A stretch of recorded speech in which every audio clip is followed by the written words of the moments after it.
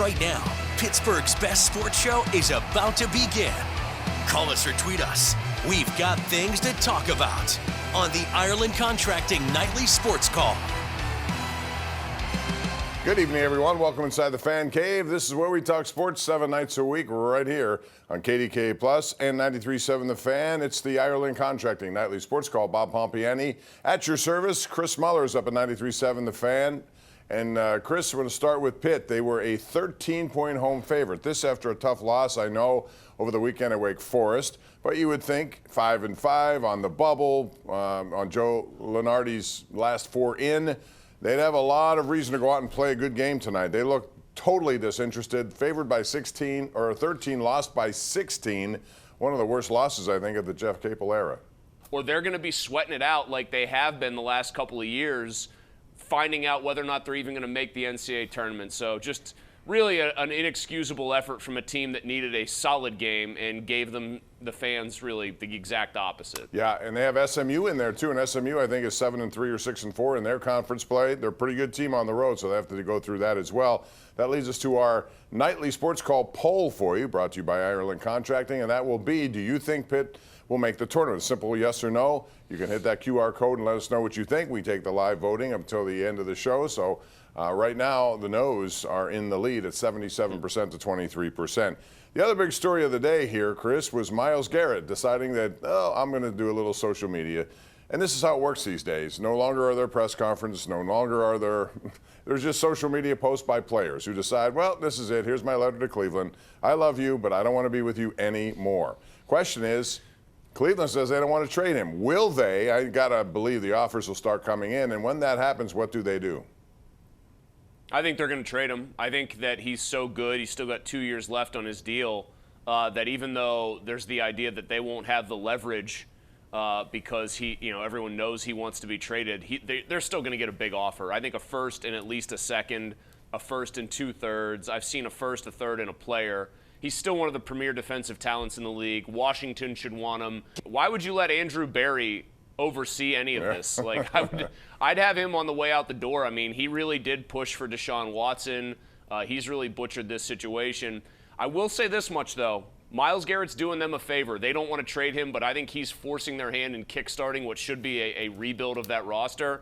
The Steelers should be so lucky that T.J. Watt would feel the same way and want to be dealt because, honestly, they should have looked into it before last season. They should still be looking into it now. The Steelers are not much closer, if at all closer, to being a serious contender than the Browns, and they should start acting like it. Yeah, I would include Minka Fitzpatrick in there, too, if you're going to start doing that sort of thing. But apparently they have nothing in terms of interest in doing that. We have a tweet here from Nathaniel Watson, who's from Waverly, Ohio. He says, hey, guys, Pitt's schedule, is it friendly to reach 20 wins by the end of the season? The answer to that is a resounding no to me, based on what I saw here tonight, Chris. They're not going to get to 20, are they? They have 14. They need 6. Bob, they could be playing like a WPIAL 6A schedule with the way they played tonight, and I wouldn't feel like their schedule was favorable to 20 wins. But, I mean, if they play to their capabilities, they absolutely should be able to get there. The problem has just been rank inconsistency from them pretty much all year. And this certainly isn't a game that's going to make anyone feel good about their chances. I think it was extremely damaging to their NCAA hopes. KDK.com/connect. You can see right now it's now 80%, 81% in favor of the nose on will Pitt make the tournament. And this is what happened when you lose at home by a team you're supposed to beat pretty badly. We got to take a break. We'll come back, and we will open it up to you at 412-575-2600. This is the Ireland Contracting Nightly Sports Call. Give us a shout. We'll put you on the air.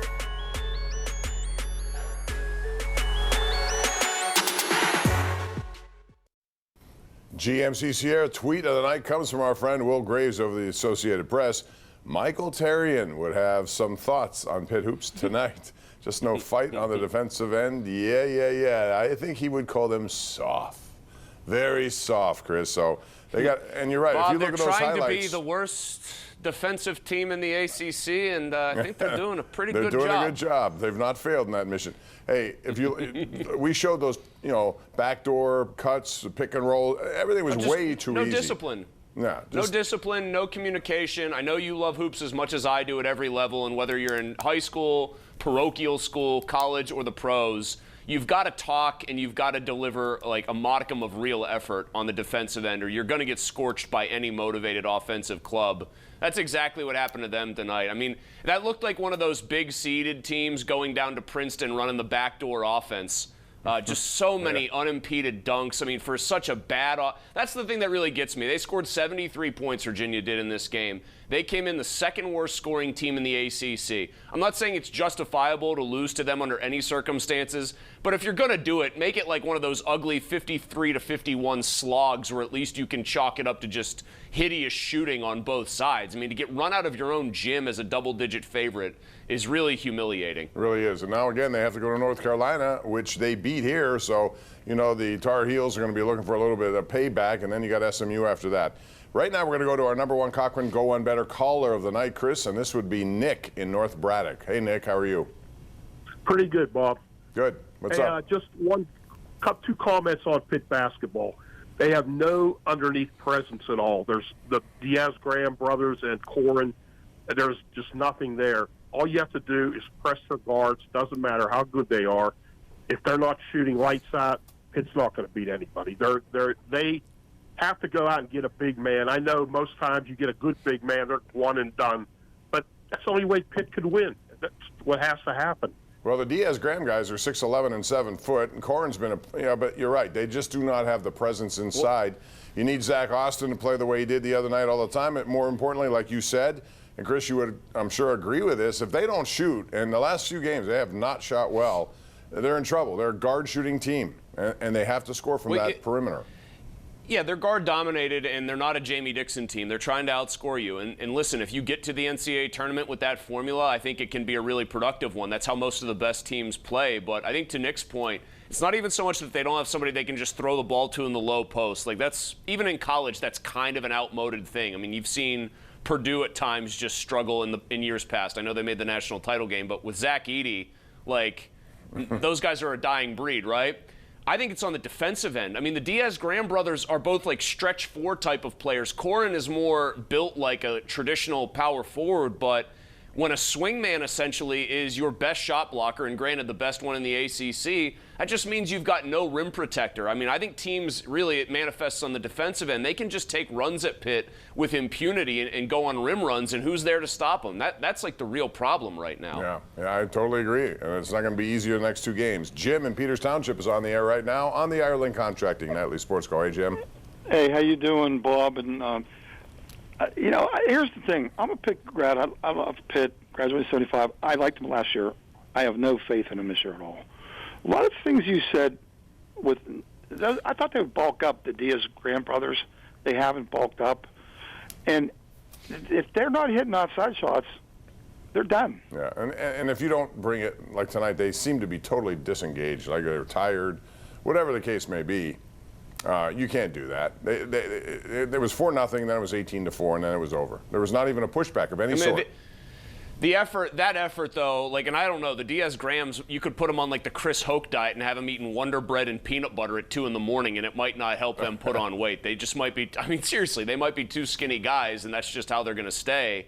But the lack of effort, I mean, the way that they just went down, you know, not swinging at all, basically, and just rolled over and played dead. Capel can excoriate them all they want. I'm sure he's disgusted, but ultimately that reflects back on the head coach. When a team delivers a non-effort like that, you have to point to the head coach, especially at the collegiate ranks, I think, Bob. Yeah, there's no question. That's a game they had to circle and say, we need this game badly, and they just had no. You could look at the way the body language. No urgency. Too. No, yeah, you would have thought it was a game. Like, you would have thought it was an exhibition game where they weren't even counting it in the standings. I mean, it was just really bad, especially in light of what happened at Wake Forest previously. Let's go to David in Finleyville. Hello, David. How are you? Hi, Bob. Thanks for taking my call. Hey, I want to ask your opinion and Chris' opinion. I do see Russell signing with the Raiders just because of Carroll, his old coach. How about you guys? I'll hang up and listen to you. I don't think so. I just don't, for whatever reason. I think they kind of They don't get along. No, a bad falling out at the end. I don't think that's going to be made up. Plus, if you're Pete Carroll at this point, you know, Russell Wilson, all due respect, is 37 next year mid-season. You know, they're trying to start anew over there. They brought in pretty good offensive coordinator hire, I thought, today in Chip Kelly. You say what you want about him, but he had success in Philadelphia, and it wasn't good enough for them, so they got rid of him. But he's a good offensive mind, and I think that combination could be good for them. I think you can say hello to the new Raiders starting quarterback. His name is Shedeur. Last name you might have heard of, Sanders. I think you go and get that team Vegas, paired baby. up with that. That's what they want, and right? that draft pick. If there are so many worries, and I think they might be a little unfair to Deion, because Archie Manning, by this logic, was also like a stage dad from hell in some ways. You know, Deion's coaching at the Division I level. But if people are worried about Deion's outsized influence here, what team, as insane as this is to say out loud, is better equipped to handle that with a minority owner who is more famous and better than Deion, of all people, and Tom Brady, who's also the greatest quarterback to ever live. And then you have a coach in Carroll who I think commands a lot of respect. Kelly's system, I don't know how good it's going to be in the NFL. He better have learned another trick besides up-tempo. But Shedeur Sanders there would be an interesting fit because he is accurate with the football. And I think Brady's presence there might help him kind of grow into the pro that he needs to be off the field, which has been kind of the issue at Colorado at times. Yeah, that is. It's a risky pick, though, because I don't know if any of these are slam-dunk quarterbacks. I know Cam Ward is one of those guys people talk about, but if you were to bet on those two guys specifically, which do you think they both can be just franchise kind of quarterbacks who come in the NFL by storm like Stroud did last year, like Daniels did this year, or is it just going to be sort of a project, year to year get better kind of thing? I think Ward is kind of a poor man's Patrick Mahomes, just some stupidly good off-platform and improvisational throws. Sanders intrigues me only because he does do the one thing that I think every quarterback has to do, and that's throw the ball accurately. He does not have a great arm as far as strength. He strikes me as somebody that has to be in the right system with the right surroundings. I don't think it would be bad for him to start as a dome quarterback, though. I think that would be like one of the things that I would check off as being very good for Shedeur Sanders. But the better classes are in 26, and if Arch Manning decides to play all 4 years in college, 27. I would not be wanting to look desperately for a quarterback in this year's class, Bob. No, neither would I. If I were the Steelers, I wouldn't force the issue at all. I think you can learn a lesson from that, what's happened previously. We're due for a break. We'll take it at 412-575-2600. We'll come back with more of your phone calls right here on the Ireland Contracting Nightly Sports Call.